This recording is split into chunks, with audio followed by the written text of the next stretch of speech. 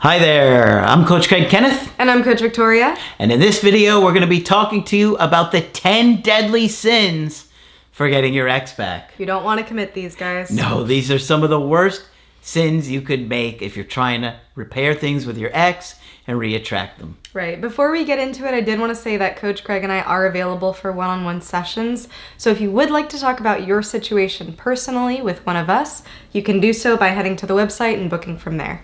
Yep, we'll be happy to help you out. And I did film this video by myself, but I thought, you know what, this is going to be a good topic, and you guys are really going to need us to hammer this one home. So I figured, let's put it out on both channels. All right? These are really, really important. If you avoid these mistakes, there's a good chance it's going to put you in a much better position to get your ex back. Right. Okay? Knowing what to do wrong can help you do what's right. Exactly. Don't do the wrong. Do the right. Do the right. Do the right. Okay, so the first one, and the second you saw this, you thought, oh yeah, that's a good one. Yeah. And maybe the worst thing you can do, and it doesn't feel like that in the moment, at the time, but going to your ex's house is bad. So bad. Yeah. How many times have you been on a call with somebody where the breakup was going okay until they went to the house? Right. And sometimes your ex will appease you at the house. Especially I see this with women because we are socialized and taught to be polite and sweet and nice and not offend anyone. Sometimes they'll say, well, it went well. They were sweet to me, but then after that, they never talked to me again. Yeah. And so be aware of that. Yeah, because they could have been scared in the Right. moment. Like, get this guy out of my house. Right. Like if I'm angry or show any type of rejection here, this person might escalate or do something to harm me.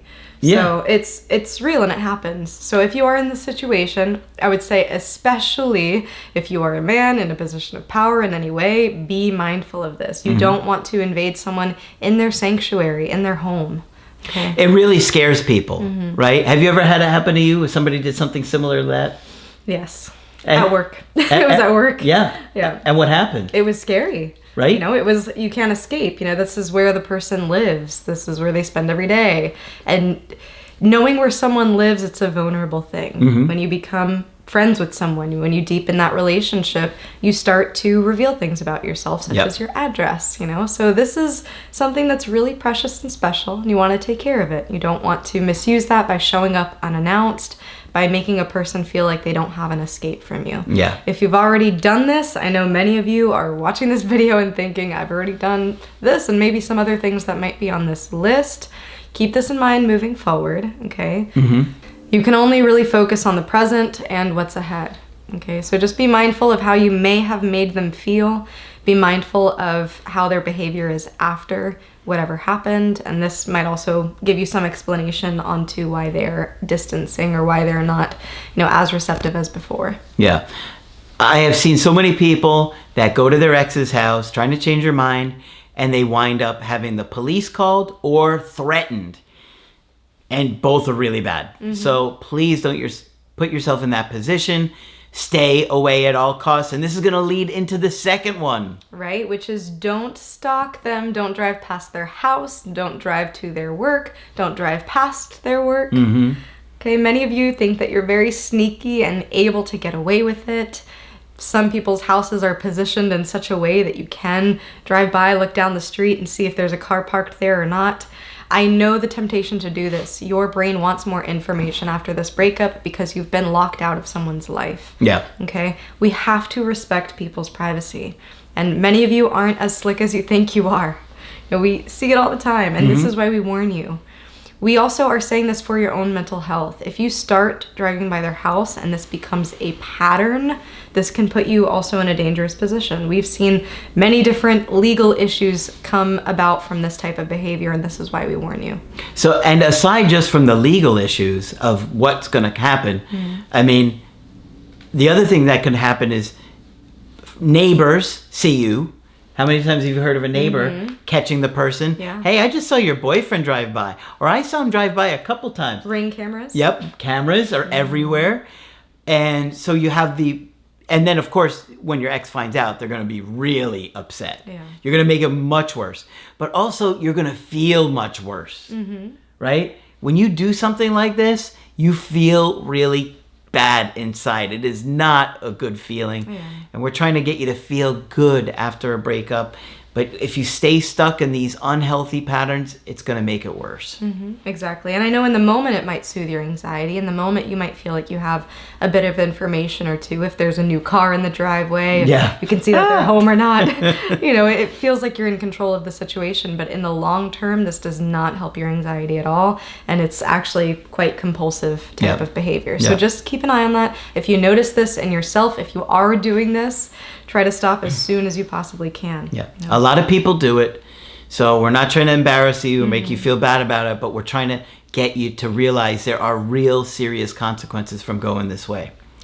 Okay, number 3, and this is another big one.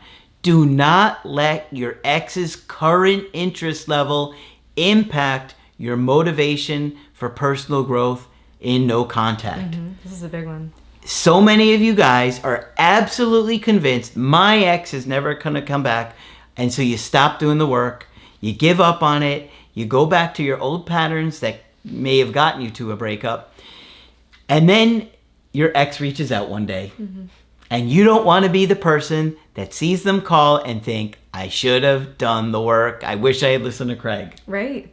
And many of you get to a place where you're not prepared for the best.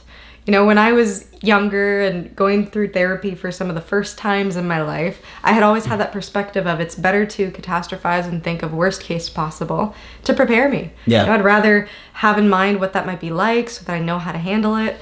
But I realized as I grew older and matured, actually being prepared for the best case scenario is really, really important too. Yeah. When you're always thinking about the worst case scenario, you don't prepare yourself for the best case. So if you have in mind, my ex has forgotten about me, they've moved on, then you won't be in a position where you are prepared to face if your ex is ready. Yeah, and I had sent you some video the other day about optimism, and we want to talk about that again in the future because the people with the relentless optimism and the undying just optimism are the ones that are more successful. Right. You really want to focus on making that optimism about yourself, your future, your capacity for relationships, your capacity for investing in others and yourself. So that's really what you want to make the focus on, not so much the optimism of your ex is going to be doing something or not doing or dependent on their behavior. You have to be dependent on your own behavior, be able to, have that agency within yourself to say the things I do lead to consequences in my life, whether positive or negative. That's right.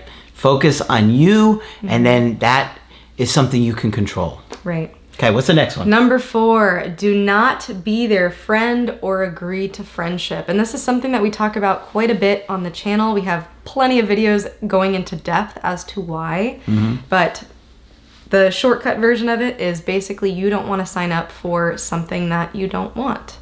If you are invested in a relationship, if you want something romantic with someone and someone is offering you friendship, think about what that might mean. That might mean sticking around to see them in other romantic relationships. That might mean being inauthentic to yourself. That might mean stifling some of your own desires and wishes for the relationship.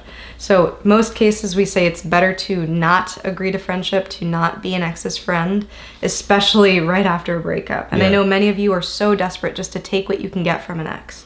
When ex says friendship, you say, yes, I don't want you out of my life. I'd rather have you as a friend than nothing at all. But really think about what you're signing up for. Yeah, because you don't want to pretend, okay? Think about the situation you're going to be in. Right now, you might have some contact with them, but what about when they are dating somebody new? Are you really going to want to be their friend if you want to be with them in a romantic way? That sounds like torture. Yeah. Because you're not being authentic, and it looks weak because you're settling for less than what you really want. You shouldn't do that. You shouldn't put yourself in that position to where you're going to be that unhappy in a fake dynamic to try and keep somebody in your life. I wouldn't do it. Right. And for many of you, it actually keeps you in that cycle of grief for longer. You keep interacting with your ex, you're hoping for something that they've clearly stated that they're not interested in. So keep that in mind. You want to be able to have your boundaries, be able to say what you want, and have that patience and self-respect to give them that space. Absolutely. Okay, number 5, do not try to change their mind. I know you want to get in front of them. If I just tell them this one last thing, if I just say this one last thing, that's going to be the thing that changes their mind. No, it's not.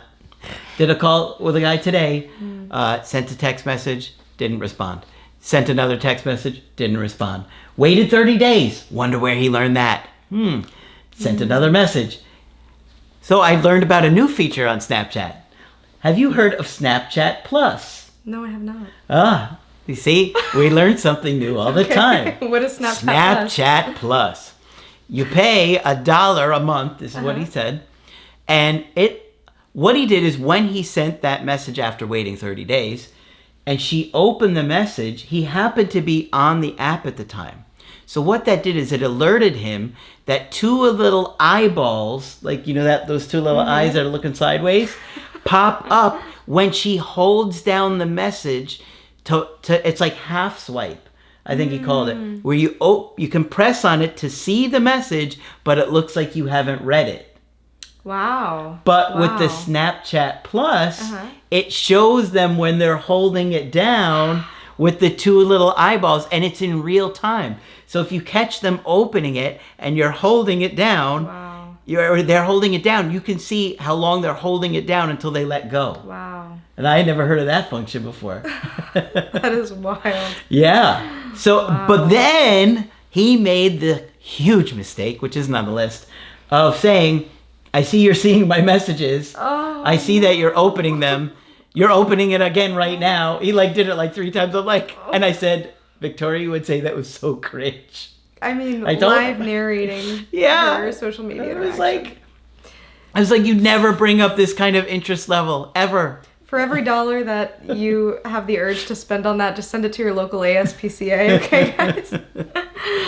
Do that instead. You know, I understand where he's coming from. It's that sense of wanting control. It's that sense of, hey, I see that you're seeing this. Tell me something. Or are we just both going to ignore this? Yeah. But you have to let people be who they are. Can't do it. And now everybody's going to get Snapchat Plus. All right. Listen, it's not the healthy thing to do. I'll tell you that right now. You can do it, but you're going to feel worse inside. And look at how it made him spiral, because he made the situation so much worse. And I told him that.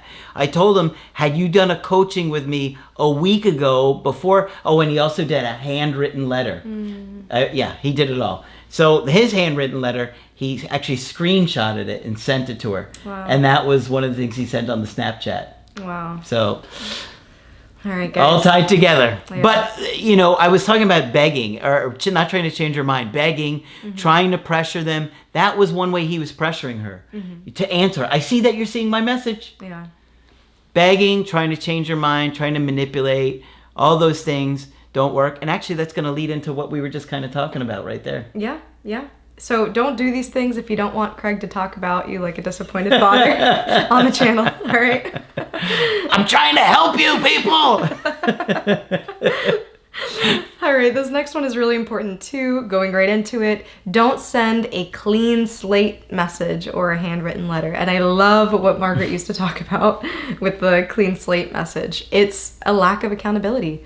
It's saying, okay, let's just forget about the breakup. Let's just forget about everything that's happened and start afresh, as if there was some sort of delete button for the experiences that you shared together. Yeah. It just doesn't work that way. You know, we have to be able to address things that happened. We have to be able to repair in a natural way, in a paced way, right? And so this is why we tell you to avoid the clean slate message. And the handwritten letter, this is often overwhelming for people. We talk about this often in our videos, where writing this letter, it's very cathartic for you and it feels really good. Many therapists even suggest something like this, but you have to think about it. If they've ended the relationship, they're saying, I do not want to continue this. I do not want to be really responsible for your emotions here. Yeah. Sending them a letter can be like putting them in that position where they have to deal with it again. Yep. You know, so it allows you to speak. And it's not in a sense where it's going to be received well, or they will likely reciprocate, just from what we've seen. Now, what would you say is the biggest response to the handwritten letter? Silence. Silence. Yeah. Silence. That's usually what I get too. Silence. Yeah. Okay. Number 7. I'm guilty of this one. What's it? Do not contact their friends and family to get information. I did that with the Applebee's girl. I contacted the sister, the mother, the brother, the lawn guy, the neighbor, the mailman. But I was trying to talk to the family because, we had a good relationship, and like my family would spend a lot of time with her family, vice versa, at the holidays and stuff like that. And her family really loved me. All of her family loved me. So, and I was a better dad to her daughter than the father was. Wow. So, they had a great father figure for the daughter, and they loved that. Her daughter and I were so close. So of course they were pulling for me and like getting angry at my ex. Yeah. So what happens is then she couldn't talk to her ex about what was she couldn't talk with her family about what was going on, and that made her mad. You're talking to my mom, you're talking to my sister, and they're mad at me. They don't want to talk to me. So now she's like, I don't want to talk to any of you. Yeah. And she basically blamed it on me, which, to be fair, I deserve that. Yeah, it feels like you're pitting the family against them and trying to create alliances there. But in other situations, family can spread misinformation. Yes. Family can misunderstand what you're trying to say. Family can, in fact, betray you, even if you feel like, oh, family loves me, they love me. Yeah. Sometimes they can, behind closed doors, present a very different image there. So just be mindful of that. Because some families are very enmeshed. They don't want a partner in there. They're trying to secretly sabotage it. There's a lot that can happen that you don't understand. And Margaret and I talked about my situation in real time. So we were able to break these things down and see what was happening. But don't contact their friends and family. It's going to make your ex angry, and it's probably not going to even give you accurate information, even if your ex does open up to them. Yeah. Because a lot of times they're only going to tell the parents a tiny little bit of what's going on. They're not going to tell their mom. Right, or a certain perspective. Yeah. Like, let's say they did start dating somebody else. You think they're going to tell their mom that? Some might. But many won't. Yeah. Many are just going to, oh, no, it was just because of this and that, just to get them to leave them alone. So a lot bad can come from trying to contact the friends and family. Right, and along the same vein, don't listen to family and friends for advice on your breakup situation. This is number 8, by the way. Yeah. So this is one of those sins because it is so tempting. We get information from another source, maybe somebody very close to them. Maybe it's, them saying, no, reach out, you should reach out. Or maybe you should send this letter, you should, show up at their house, you should give them this gift. And so a lot of times it's people giving advice to be more affectionate, to, express their emotions, to express their feelings. We have to consider how your ex is feeling during this time. Yeah. A lot of times this is overwhelming for them. A lot of the times they are not in a place where they're receptive. So keep that in mind as you continue. They are on your side, okay? And they're not likely going to be objective in many things. And so they're not going to tell you, well, you did this, this, and that to put yourself in this position. They're just going to be so angry at your ex. They're going to tell you, well, do this or do that. Maybe they don't want you to get back with your ex. Or maybe they genuinely do, and they do have your best interest, but their strategies don't work. We did a call with somebody. I did it with her, and you also did it with her, where she done an email coaching with me first, and it was going well. And the guy was chasing her, and he was coming on strong, and he was wanting her back, telling her how much he missed her and loved her and all this stuff. Well, guess what? She didn't stick to the plan of the email coaching, and she started doing the same bad behaviors as him instead of sticking to the plan. So that's when she did the coaching with you. And I don't remember where it was, but at some point she started listening to the friends and family again, and it just completely fell apart. Yeah. You have to stick to a plan and be disciplined, especially when trying to repair a relationship. And it's hard because our emotions are going up and down, so it makes sense that our behaviors would also follow that pattern. But we have to be consistent with ourselves. We have to be consistent with giving our ex space. It's the moral of the story. Number 9, do not try to force things. I've been doing this for a long time, and the longer that I do it, the longer I see that things are going to play out the way that they're meant to. And when it comes to reattracting an ex, not trying to force it is the best way to reattract it naturally. when you try and force things, it just doesn't seem to work. It's like trying to make, something cook faster than it's going to, or a flower to grow faster than it's supposed to. It's not. It's got to happen naturally, the way it's meant to. And your anxiety is going to mess with that so much that everything inside of you is going to want to try and do something, fix something, say something. But that isn't the way it's going to turn around, in my opinion. Naturally letting it happen the way it's meant to by focusing on personal growth. Personal growth. And that's the last one we're going to talk about, because this is a big, big mistake many people make. Right. A couple analogies I have for this last one is almost like that Chinese finger trap, where the more you try to pull away, the more you get stuck in the trap. But if you're able to relax your fingers, then it opens up the trap enough for you to release. The other analogy I have is holding water. This is one I often give to parents that I work with.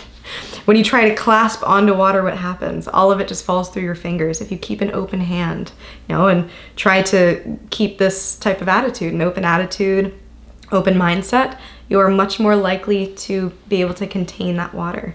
So think about these analogies as you're going through your breakup. Some of them can be helpful. So the last one that we have for you guys is not working on yourself. And this one is really important because many of you get to a point in your breakup, in processing your breakup, that you think, well, I don't need this stuff anymore. I could just move forward and be okay. Or many of you start working through your breakup, but then you start avoiding some of those deeper attachment issues when they come up. You think, well, what's the use of looking at my childhood that happened so long ago? What's the use of going to therapy? You start thinking these thoughts that aren't really helpful for your own personal growth. So that can be something that really harms you in the long run. You want to be continuously self-reflective. And this doesn't mean that you have to do therapy 3 times a week for 6 months straight or anything like that. It doesn't. It's at whatever pace works for you, of course, and you don't want to burn yourself out by reading 100 books in a day on all of this. But what I mean is consistency. You want to have consistency with your personal growth. Yeah. One of the biggest mistakes you can make here is not reflecting on unhealthy mindsets or attitudes, behaviors, and mistakes that you made in the relationship, and not taking that and using it to help you grow and become more confident in your relationships. Processing a breakup is absolutely critical. It's the best thing you can do, and you're going to feel the best in the long run when you do it. Just don't give up because your ex, or because you don't believe your ex is going to come back or not going to come back, because that is a big mistake. And it's so tied to so many people's motivation level. Yeah.